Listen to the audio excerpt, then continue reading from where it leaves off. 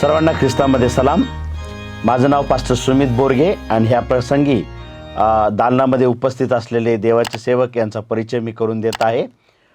माझ्या उजव्या हाताला बसलेले पास्टर अरुण जगताप आहेत. माझ्याकडे सोमवारचा मथळा आहे आणि त्याचं शीर्षक आहे 2 करू. त्यांच्या शेजारी बसलेले पास्टर नंदकुमार करांडे आहेत.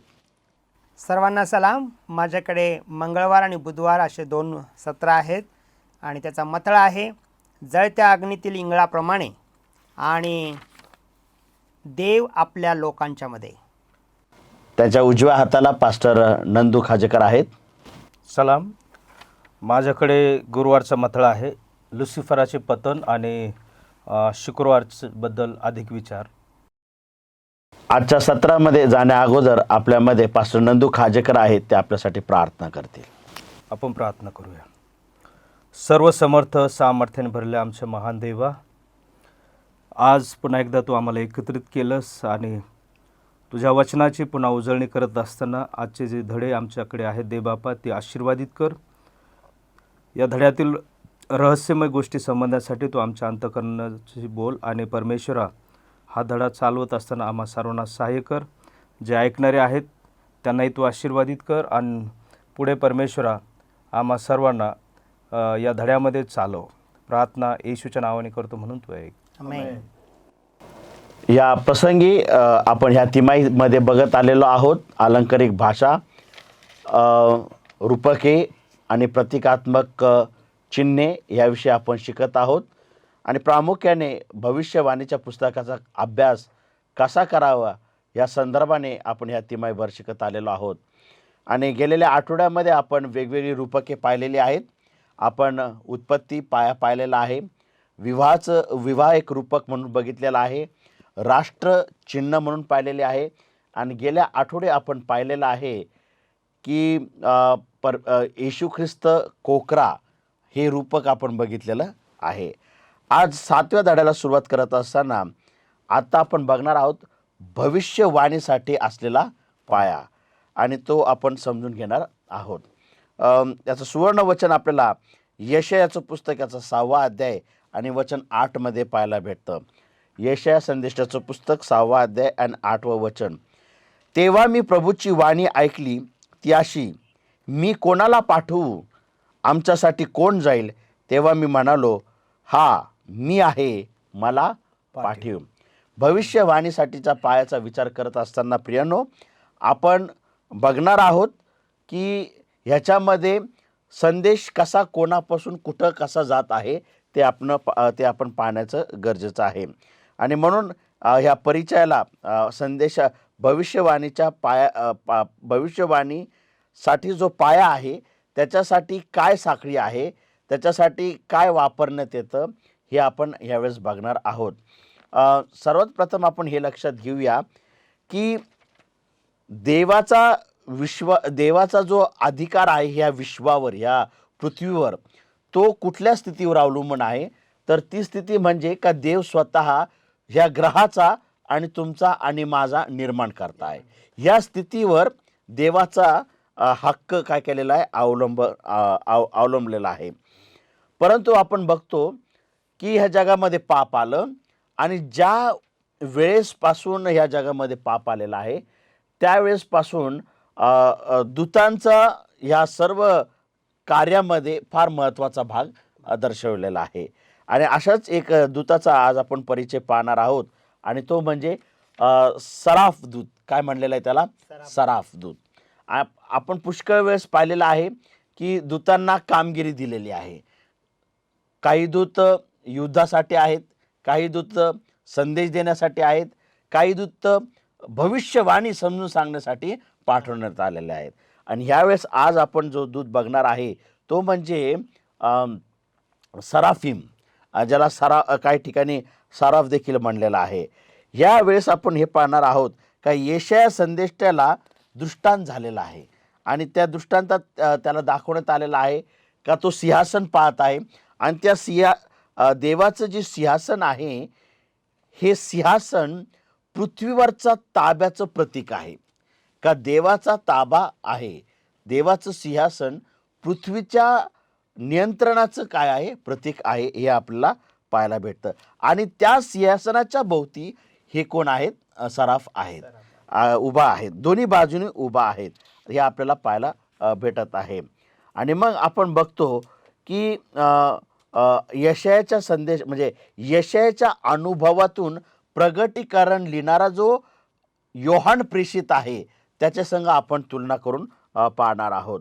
आणि मग आपण समजून घेणार आहोत कसं ह्या दोघांचं पाचारण, यशाया संदेशाचं पाचारण आणि प्रेषित योहान जो प्रगटीकरण लिहित आहे यांचं पाचारण आणि त्यांना प्राप्त झालेले संदेश भविष्यवाणीसाठी काय ठरलेले आहेत? पाया ठरलेले आहेत. मानवी बंडखोरी शेवटी कायमची संपुष्टात येईल आणि यापेक्षाही अधिक म्हणजे देवाचे प्रेमशील त्याचा स्वनाकार आणि स्व अर्पणाचे शील त्याचा मूळ आकारापेक्षा अधिक चमकदारपणे प्रकाशित होईल, जे मानवासाठी असेल. जरी देवाचा कधीच असा हेतू नव्हता की मानवाचे पतन व्हावे, क्रूसाद्वारे देवाचे प्रेमशील अलौकिकपणे प्रदर्शित करण्यात आले आहे. येशू ख्रिस्त क्रूस खांबावर असताना येशू ख्रिस्तासाठी जरी तो अंधकाराचा काळ होता, परंतु तुमच्या आणि आमच्यासाठी क्रूसावरून एक प्रकाश वाहत आहे, जो सर्व गोष्टी काय करतो? प्रकाशित करत आहे. आणि तोच अनुभव यशायाच्या जीवनात आलेला आहे. आणि ही सगळी गोष्ट एका गोष्टीद्वारे प्रगट करण्यात आलेली ती म्हणजे अशी, एक मंडळी काही वर्षापूर्वी त्या मंडळीने भाडेतत्वावर एक हॉल घेतलेला आहे, जो अंधाराने भरलेला होता आणि तळघर म्हणलेला आहे त्याला. हे तळघर त्यांनी सहभागितेसाठी भाडेतत्वावर घेतलं होतं. प्रथम जे काम त्यांनी केलं ते म्हणजे का ह्या हॉलला त्यांनी लाईट बसवलेले आहेत. काय केलेले आहेत? लाईट. त्यांचा हेतू होता का लाईट बसवल्यावर हॉल सुंदर दिसल, परंतु होतं उलटं. ज्यावेळेस ते लाईट बसवतात हे तळघर जे खाली असतं ते विद्रूप दिसायला लागतं. आणि तेच आपल्या यशाया संदेशा संघ झालेला आहे आणि तेच आपल्या संघ व्हायला पाहिजे. ज्यावेळेस आपण देवाच्या त्या प्रकाशामध्ये जातो, आपले पाप दिसून येतात, आपला दुष्टपणा दिसून येतो, आपल्यामधला कमकुवत आणि आपल्यामधली कारणं चमकतात. कारण का प्रकाशाचं कामच आहे प्रकाशित करणं किंवा त्रुटी दाखवणं. जर प्रकाश ते करत नाही तर खऱ्या अर्थाने ते होत नाही. आपण बघतो का यशाया नमूद करतो का त्याचं पाचरण होत असताना त्यांनी पाहिलं का सेराफिम दूत देवाच्या त्या वेदीवरचा इंगळ घेत आहे आणि त्याच्या होटाला काय करत आहे? लावत आहे. आता हे कशाचं दर्शक आहे? तर यशायाच्या पापांपासून त्याला काय झालेले आहे? सुटका भेटलेली आहे. यशायाने त्याचे पाप कबूल केलेले आहेत. सेराफिम दूत येतो, तो इंगळ घेतो, त्याच्या होटाला लावतो. म्हणजे जो दृष्टांत आता तो पाहणार होता किंवा ज्या समक्षतेमध्ये तो जाणार होता देवाच्या, ती समक्षता पवित्र होती. आणि अजून यशाया संदेश हा काय झाला नव्हता? पवित्र झाला नव्हता. पण इंगळ लावल्याने तो काय झालेला आहे? पवित्र झालेला आहे, शुद्ध झालेला आहे. आणि म्हणजे आता तो देवाच्या समक्षतेमध्ये उभा राहण्यास काय झालेला आहे? पवित्र झालेला आहे. सांगड घालण्यात आलेले आहे की पवित्र देवासमोर पापी कसा जाऊ शकतो. तर त्यासाठी पाप कबुली होणं गरजेचं आहे, त्यासाठी पापाची क्षमा होणं गरजेचं आहे. आणि हे सेराफिम दूतांनी केलेलं आहे. आता लक्षात घेण्याची गोष्ट ही आहे का सराफ कडं यशायाचे पाप क्षमा करण्याचा अधिकार नव्हता. तो माध्यम होता. तो काय होता? माध्यम होता. तो संदेश घेऊन आला होता देवापासून, ज्या संदेशाने काय झालेला आहे? यशाया शुद्ध आणि पवित्र झालेला आहे. आणि हाच आपला देखील अनुभव पाहिजे का ज्यावेळेस परमेश्वराचे संदेश आमच्याकडे येतात त्यावेळेस आम्ही पवित्र, शुद्ध आणि देवाच्या समक्षतेत उभा राहण्याच्या पात्रतेचं आपण होणं गरजेचं आहे. आणि तोच भविष्यवाणीसाठी असलेला काय आहे? पाया आहे. मनोरंजकपणे पाहिले असता सराफ हा शब्द याचा अर्थ जळत राहणार आहे. कसा आहे? जळत राहणार आहे. सराफ या शब्दाचा अर्थ आहे जळत राहणारा. आणि तुम्हाला माहीत असेल का येशू ख्रिस्त बाप्तिस्मा करणाऱ्या योहानाची साक्ष देत असताना तो असे उद्गार काढतो. योहान 5:35 मध्ये तो असं म्हणत आहे का बाप्तिस्मा करणाऱ्या योहानाच्या सेवेचे येशूने योहान 5:35 असे वर्णन केले आहे का तो प्रदीप्त आहे. कसा आहे? बाप्तिस्मा करणारा योहान कसा आहे? प्रदीप्त आहे आणि प्रकाश देणारा दीप आहे. तो स्वतः प्रकाश नव्हता, पण प्रकाश देणार आहे. म्हणजे त्याला प्रकाश येशू ख्रिस्ताकडून किंवा जुन्या कराराच्या भविष्यवाणीमधून भेटला. तो फक्त देत होता, भेटत होता, देत होता. तसंच सेराफिम देवदूत देखील कार्य आहे. देवाने एक पापी संदेष्टा पाठवला, तो म्हणजे येशया. त्या पापी संदेष्टाने देखील म्हणजे मानवाचं देखील तेच काम आहे, पापी मानवाचं देखील तेच काम आहे जे सेराफिम देवताने केलेलं आहे. तेच काम आहे की प्रकाश देणे. आणि हाच आपला विषय यावेळेस आहे. जेव्हा यशाला ठाऊक झाले की त्याला पापापासून शुद्ध करण्यात आले, त्यानंतरच तो म्हणाला, हा मी आहे, मला काय कर, पाठव. आपल्यापैकी प्रत्येकजण आमची पापे येशूच्या रक्ताने शुद्ध करण्यात आली आहेत असा यशाप्रमाणे कसा प्रतिसाद देऊ शकेल असा प्रश्न आपल्यासमोर आहे. आणि खरोखर आपण पापी स्वभावात देवाला हा प्रतिसाद देऊ शकत नाही का होय मला पाठव, जोपर्यंत आपण स्वतःच पाप क्षमेचा अनुभव घेत नाही तोपर्यंत आपला हा प्रतिसाद निघू शकणार नाही जो यशाचा होता. आणि हाच भविष्यवाणीसाठी काय आहे, पाय आहे. म्हणजे थोडक्यात पाचारण फार महत्त्वाचं आहे. आणि पाचारण होत असताना, अनुभव घेत असताना आपल्या पापाची क्षमा, आपली पाप कबुली आणि देवाला समर्पित जगणं हे फार महत्त्वाचा उद्दिष्ट यामध्ये आहे. आणि या विचाराने आपण सोमवारच्या सत्राकडे जात आहोत, ज्याचं शीर्षक आहे 2 करूब, ज्या सत्रामध्ये पास्टर जगताप आपल्याला चालवतील. धन्यवाद पास्टर सुमित. सुंदर तुम्ही शनिवारचा, शाबातचा आणि रविवारचा मुद्दा हाताळलेला आहे. आणि सराफिम दूताचं काय काम आहे, काय वर्किंग आहे हे थोडक्यात तुम्ही या ठिकाणी मांडलेलं आहे. आभारी आहे. तसं माझ्याकडे सोमवारचा मथळा आहे 2 करूब. आता 2 करूब म्हटलं, करूब म्हणजे 2 देवदूत. आणि हे जे देवदूत आहेत हे अतिशय महत्त्वाचे आहेत. ज्यावेळेस आमच्या पहिल्या मातापित्याला एदेन बागेतून हाकलून देण्यात आले, देवाने मशियाची आशा देऊ केली होती. नंतर त्याने एदेनच्या पूर्वेकडे शक्तिशाली चिन्ह स्थापन केले होते. ते चिन्ह म्हणजे 2 करूब. आणि त्या दोघांमध्ये प्रखर प्रकाश चमकणारा हे दृश्य फारच जवळून कराराच्या कोशासारखे दिसत होते देवाच्या. आणि ते म्हणजे देवाच्या सिंहासनाचं काय होतं, दर्शक होतं. निर्गमाचा 25 अध्याय आणि 18 वचनामध्ये लेखकाने या ठिकाणी एक प्रश्न उत्पन्न केलेला आहे. ते म्हणतात की उत्पत्ती याचा 3रा अध्याय 21 ते 24 वचन वाचा आणि मग करूबांना कोणते काम देण्यात आले होते आणि का. तर त्याचं उत्तर उत्पत्ती याच्या 3रा अध्याय 22 वचनामध्ये आहे. त्यामध्ये म्हटलेलं आहे, करूबांना खात्रीने पाप्यांना जीवनी झाडापासून दूर ठेवण्याची जबाबदारी परमेश्वराने या करूबांकडे दिलेली होती. कारण का की त्यांच्यामुळे जे स्वर्गीय राज्यातून परमेश्वराने एदेन बाग तयार केलेली होती ती पुन्हा डागाळली जाऊ नये, ती मलिन होऊ नये. कारण Ellen G White patriarchs and prophets पाठ नंबर 62 मध्ये म्हणतात की ते देवाचं निष्पाप घर होतं. ते एलेन जी व्हाईट काय म्हणतात की जे एदेन बाग होता तो देवाचा निष्पाप असं घर बनवलेलं होतं. म्हणून जे आमच्या मातापित्यांकडून आज्ञेचा भंग झाला होता किंवा त्यांच्याकडून पाप झालं होतं, तो त्या पापीपणामुळे पुन्हा एकदा ते एदेन बाग डागळल्या जाऊ नये म्हणून त्या ठिकाणी 2 करूब परमेश्वराने पूर्वेकडे उभा केलेले होते. आणि त्यांच्या हातामध्ये परमेश्वर देवबापाने ज्वालारूपी तलवार दिलेली होती. कारण का की एदेन बाग मानवाला त्यातून बाहेर काढण्यात आल्यानंतर पुष्कळ काळ ती पृथ्वीवर होती. बरोबर. पतन पावलेल्या पिढीला त्याकडे पाहण्यास परवानगी देण्यातही आली होती, कारण ते देवाचं निष्पाप घर होतं. आणि त्यांच्या प्रवेशाद्वारे त्यांना केवळ राखण करणारे देवदूतच दिसत होते. करूबाचं काम काय होतं की ते दोघंही फाटकाचं काम करत होते. फाटक की जे जाण्या आणि येण्यासाठी होतं त्या ठिकाणी ते होते. आणि ते फाटकामध्ये उभं राहून ते रक्षण करण्याचं काम करत होते. आणि दैवी गौरव त्या ठिकाणी प्रगट करण्यात आला होता. आणि जेथे आदम आणि त्याचे लेकरं देवाच्या उपासनेसाठी आली होती.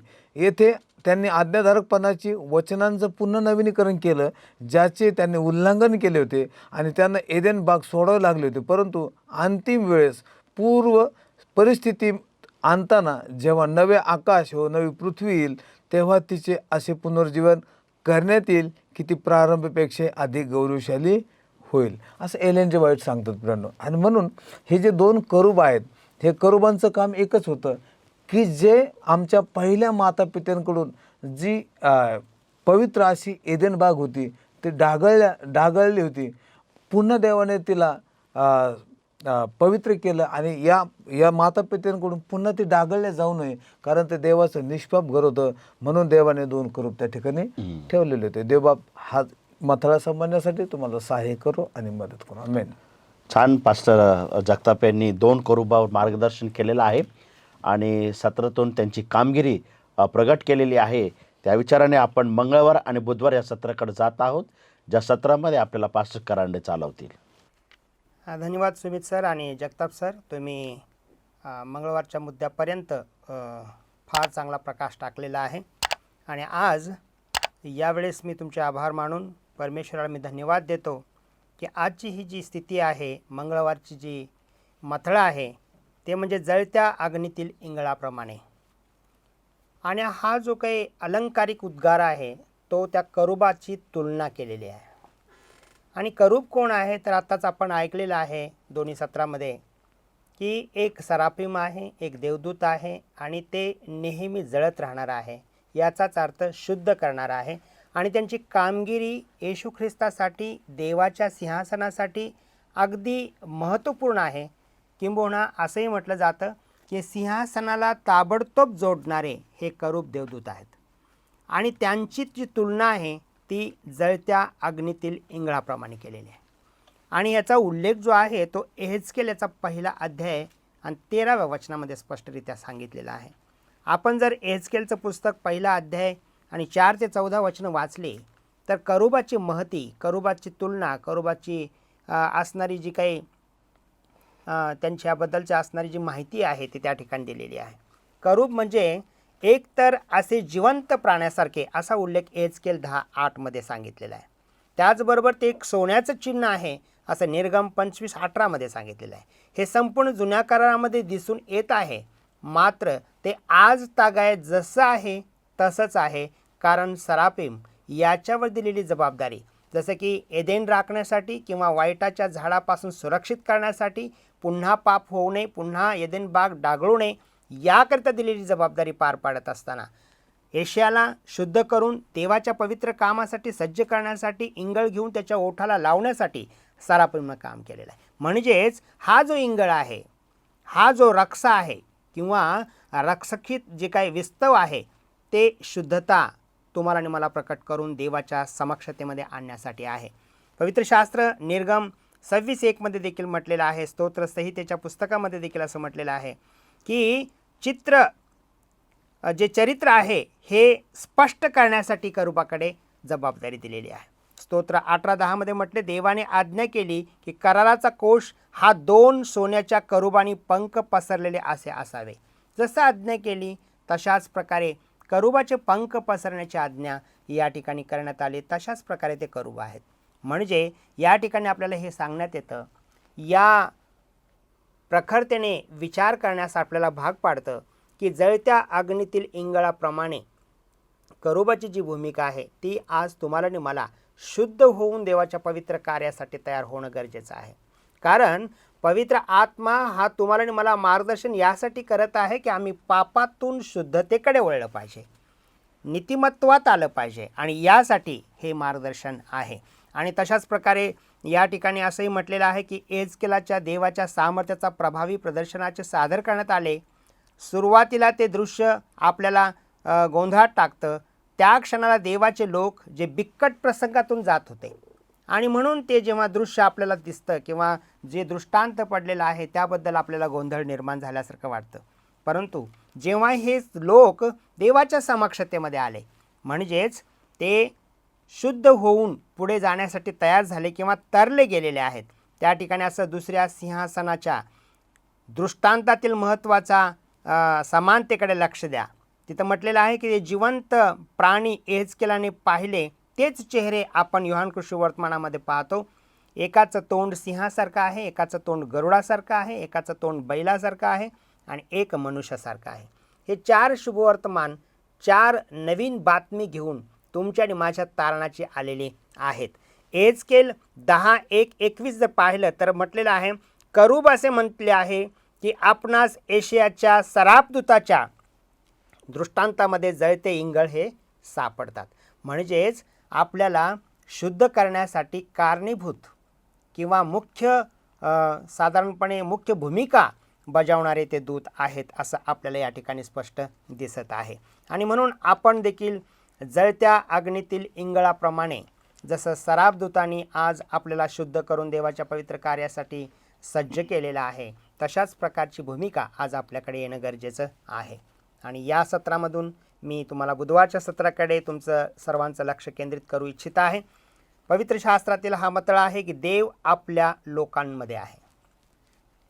जेव्हा तुम्ही मी अशुद्ध होतो तेव्हा देवाने आमच्यासाठी योजना केली, तरतूद केली, सराफदूतांच्या द्वारे आम्हाला शुद्ध केलं आणि पुढे जाऊन आपल्याला या ठिकाणी देवाची वस्ती आमच्यामध्ये व्हावी याकरिता या ठिकाणी योजना आखलेली आहे. मेघामध्ये देवाच्या उपस्थितीकडे आल्यानंतर म्हणजे इस्रायल लोक त्याच्या वचनदत्त देशाकडे प्रवासात थांबलेले होते, निवास मंडप बांधणार होते आणि नंतर वंशाप्रमाणे त्याभोवती आपले तंबू टाकणार होते. प्रत्येक बाजूस 3 वंश, 3 चोक 12 वंश, 12 वंशातील एका बाजूला 3 वंश आणि त्या 3 वंशातील एक पुढारी प्रत्येक दिशेला असणार होता. आणि त्यासाठी निवास मंडपामध्ये प्रत्येक बाजूस एक वर्चस्व गाजवणारा वंश होता. आणि गणनाच्या पुस्तकात 2ऱ्या अध्यायामध्ये याचं सुस्पष्टरित्या वर्णन केलं गेलं आहे. गणना 2:3 मध्ये पूर्व दिशेला अमिनादाबादाचा मुलगा जो नहशोन आहे तो असावा असं त्या ठिकाणी नोंद केली आहे आणि त्याप्रमाणे त्या ठिकाणी केलेलं आहे. दुसरी गोष्ट, गणनाचं पुस्तक 2रा अध्याय 10व्या वचनात दक्षिण बाजूला रौबेन वंशाचा सरदार जो शदेयुगाचा मुलगा आलिशूर असावा असं देखील नोंद केलेलं आहे. आणि गणनाच्या पुस्तकात 2रा अध्याय 18 वचनामध्ये आपण पाहतो पश्चिमेकडे जो अलिशमा नावाचा जो व्यक्ती आहे तो त्या ठिकाणी वर्चस्व म्हणून बसलेला आहे. आणि गणनाच्या पुस्तकात 2रा अध्याय 25व्या वचनामध्ये आपण पाहत आहे की उत्तरेकडे अहिएजर नावाची व्यक्ती त्या ठिकाणी थांबलेली आहे किंवा बसलेली आहे. हे लक्षात घ्या की प्रत्येक प्रभावी वंशाचा आपला स्वतःचा एक दर्जा आहे.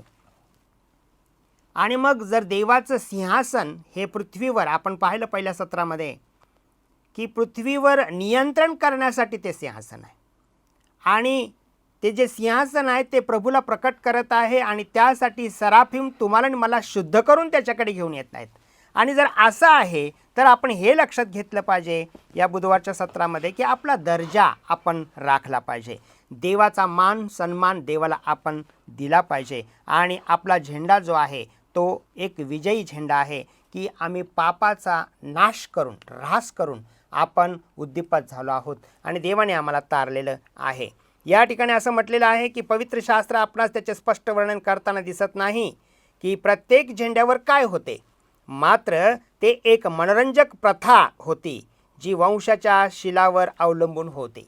कोणताही वंश असो त्याचं शील प्रकट होणं गरजेचं आहे आणि ते शील कोणतं आहे की जे प्रभू येशू ख्रिस्ताचं शील आहे, जे पवित्रतेचं शील आहे, जे धार्मिकतेचं शील आहे आणि ते प्रकट होणं गरजेचं आहे. आणि म्हणून बुधवारचा हा जो मथळा आहे, जो मुद्दा आहे, तो तुमच्यासाठी आणि माझ्यासाठी आणि शुद्धतेसाठी देवबाप आशीर्वादित करो. आमेन. धन्यवाद पास्टर करांडे, तुम्ही मंगळवार आणि बुधवार ह्या सत्रामध्ये चालवलेलं आहे आणि शुद्धतेसाठी प्रोत्साहित केलेलं आहे. या वेळेस गुरुवार आणि शुक्रवारच्या सत्रामध्ये चालवण्यासाठी पास्टर खाजेकर आपल्यामध्ये आहेत, त्यांना मी विनंती करतो का ते चालवतील. धन्यवाद पास्टर सुमित. आज या ठिकाणी गुरुवारचा मथळा हाताळत असताना याचं जे शीर्षक आहे लुसिफराचे पतन. आपल्या सर्वांना माहीत आहे की लुसिफर एहेजकेलाचा 28वा अध्याय जर बघितलं तर त्याच्यामध्ये त्याचं वर्णन केलेलं आहे. आणि कधीकधी ज्यावेळेस आम्ही लुसिफर किंवा सैतान याच्या कारवाया ऐकतो त्यावेळेस आपण घाबरून जातो. तो किती विद्रूप आहे आणि तो किती भयानक या जगाची त्याने परिस्थिती निर्माण केलेली आहे. परंतु आपल्याला कठीण वाटतं हे स्वीकार करण्यासाठी की एकेकाळी म्हणजे त्याने एक महत्त्वाचं पद त्याने भूषवलेलं आहे आणि ते पद म्हणजे देवाच्या सिंहासनानंतर उच्च पदावर तो बसला होता.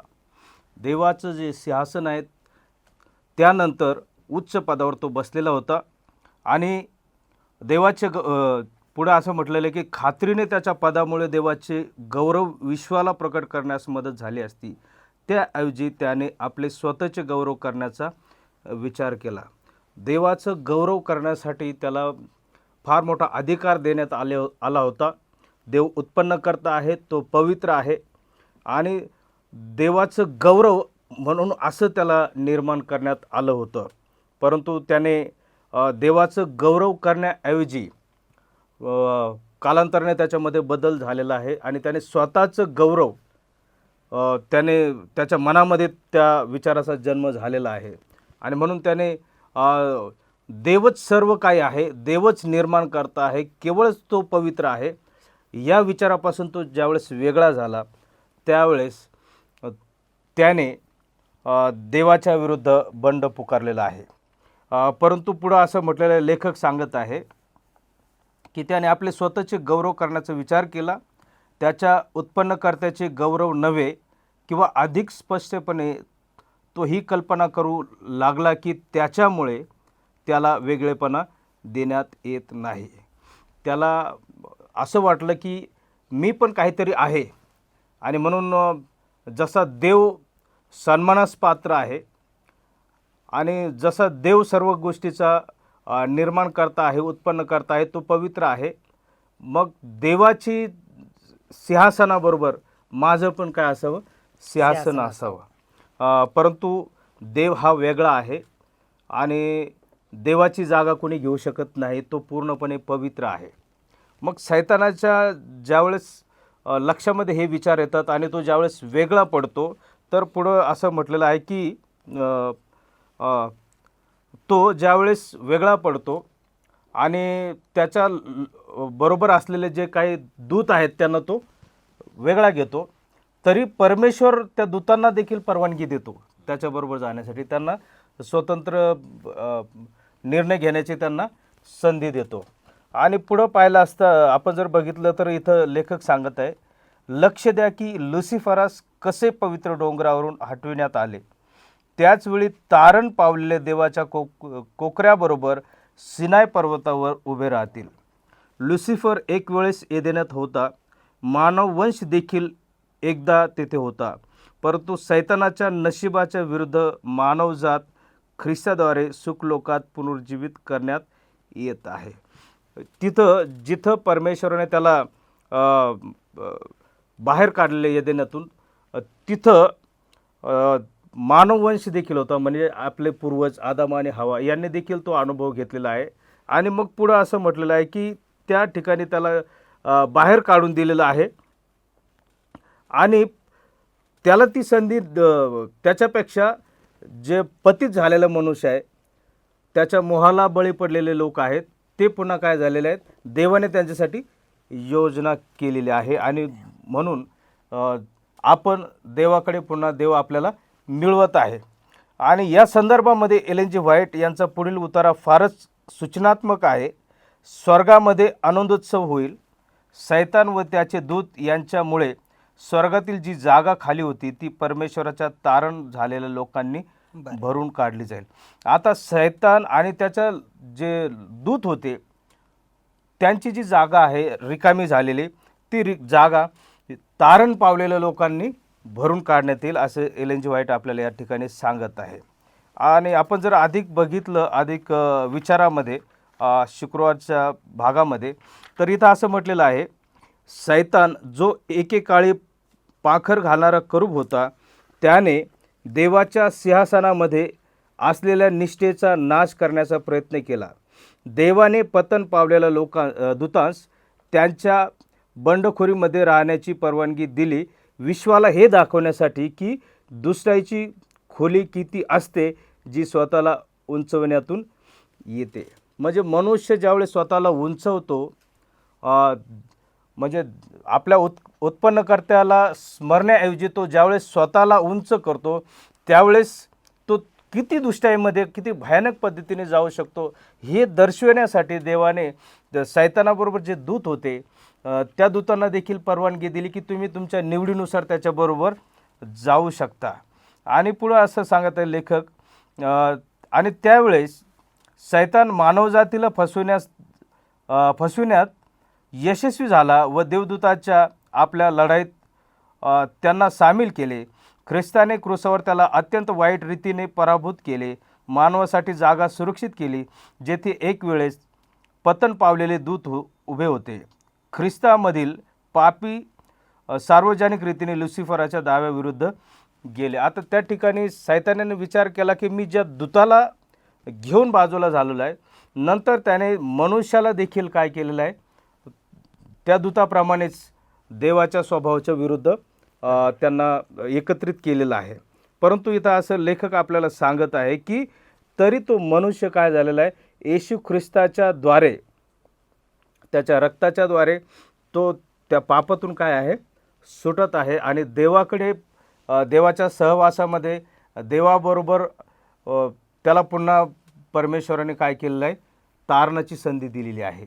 आणि म्हणून या मथळ्यातून शिकत असताना खरोखरच फार महत्त्वाची गोष्ट आहे की लुसिफराने जे काही पाप केलेलं आहे आणि त्या पापाचा परिणाम किती वाईट आहे आणि आज या जगाची स्थिती कशी आहे हे लुसिफराच्या पतनाबद्दल आपण शिकत असताना आणि त्यातून आपला देव किती चांगला आहे की ज्याने आम्हाला पुन्हा त्याच्याकडे येण्याची संधी दिलेली आहे. आणि म्हणून त्या देवाच्या नावाला युगानुयुग धन्यवाद असो. धन्यवाद पास्टर नंदू. गुरुवार आणि शुक्रवारच्या सत्रामध्ये आपण चांगला विचार मांडलेला आहे आणि देवबाप करो आपल्या प्रेक्षकांना हे आपले धडे समजण्यास सहाय्य शक्ती मदत करो. एका वाक्याच्या निष्कर्षाकडे जात असताना शाबात परिचय आणि रविवारच्या सत्रातून निष्कर्ष हाच निघतो की जे देव जर आपला उत्पन्न करता आहे तर त्या देवाचं गौरव होणं गरजेचं आहे. मग त्या निर्मितीमध्ये दूत असो किंवा मानव असो, आणि याच्यामध्ये आपण पाहिलेलं आहे का मानव हा पतन पावलेला मनुष्य आहे आणि दूत हे पतन पावलेले नाहीत, म्हणजे जे आहेत कोणी असो, पतन पावलेले असो किंवा पतन न पावलेले असो, ह्या सगळ्यांनी देवाचं गौरव करणं गरजेचं आहे. आणि कारण का ह्या देवाचा त्याचं सिंहासन जे आहे ते देवाच्या निर्मितीचं आणि ताब्याचं काय प्रतीक आहे. तर हा निष्कर्ष आपण रविवारच्या सत्रातून काढून घेऊ शकतो.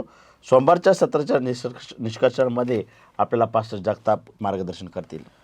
सोमवारचा जो मथळा आहे 2 करूब, याचा निष्कर्ष आहे की